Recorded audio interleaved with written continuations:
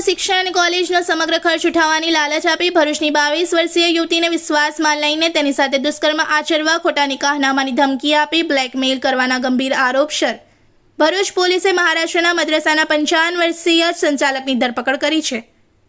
આરોપીને કોર્ટમાં રજૂ કરતા કોર્ટે 2 દિવસના પોલીસ રિમાન્ડ મંજૂર કર્યા છે। ભરૂચના મહિલા પોલીસ સ્ટેશનમાં નોંધાયેલી ફરિયાદ મુજબ મહારાષ્ટ્રના મુંબઈ સ્થિત અંજુમને તકદીરુન્નિશા અલ ઇસ્લામિયા બનાત મદ્રસાના ટ્રસ્ટી અને સંચાલક 55 વર્ષીય મુફ્તી અલાઉદ્દીન અબ્દુલ ગફ્ફાર અંસારી સામે ગુનો નોંધાયો હતો।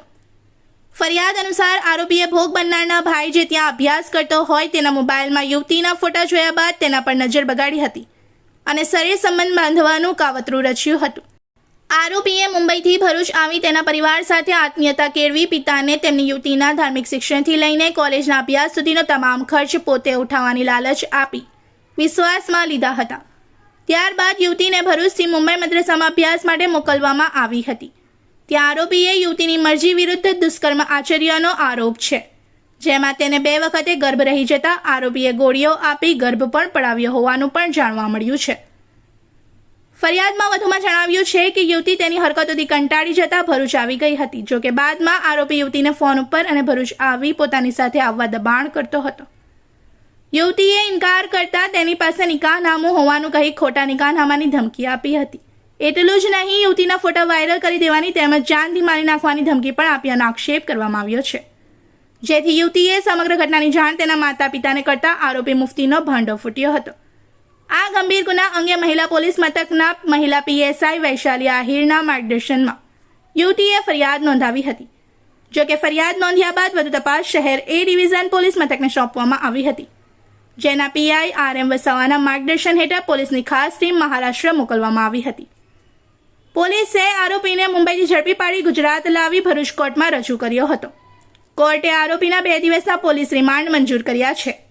હાલ એ ડિવિઝન પોલીસ સમગ્ર મામલે વધુ તપાસ ચલાવી રહી છે।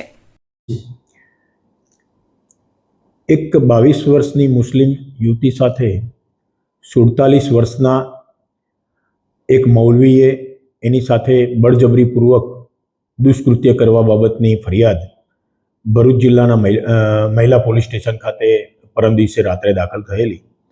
ગુનાની ગંભીરતા જોઈને તપાસ કરતા અમલદાર એ ડિવિઝનના પોઈ શ્રી વસાનાઓએ તાત્કાલિક તપાસ હાથ ધરી પુરાવા એકત્રિત કરવાની કાર્યવાહી અને આરોપીની શોધખોળ માટે જે આરોપી મૌલવી છે અને મુંબઈની મદ્રેસામાં ટ્રસ્ટી તરીકેનું કામ કરે છે એને ધરપકડ કરવા માટેની કાર્યવાહી કરેલી।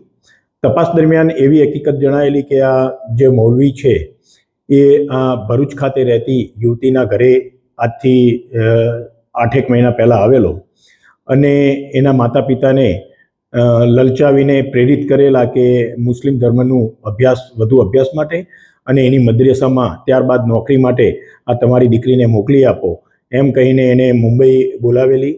ત્યારબાદ એની સાથે છેડતી અડપલા ચાલુ કરેલા અને એની સાથે પછી મરજી વિરુદ્ધ બળજબરીપૂર્વક એની સાથે શરીર સંબંધ માંડેલા અને એ બાબતના એને એના પોતાના મોબાઈલમાં આરોપીએ આ યુવતીના નગ્ન ફોટાઓ પણ લીધેલા અને આ ફોટાઓ વાયરલ કરવાની ધમકી આપીને અવારનવાર એની સાથે દુષ્કૃત્ય કરતો હોવાનું તપાસ દરમિયાન જણાવેલું।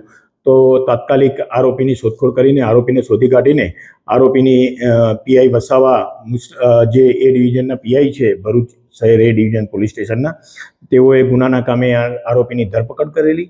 આરોપીને આજે નામદાર કોર્ટમાં રજૂ કરીને વધુ તપાસ અર્થે એના રિમાન્ડની માગણી કરતા નામદાર કોર્ટે આરોપીના 2 દિવસના રિમાન્ડ મંજૂર કરેલા છે અને આગળની વધુ તપાસ હાથ ધરવામાં આવેલી છે।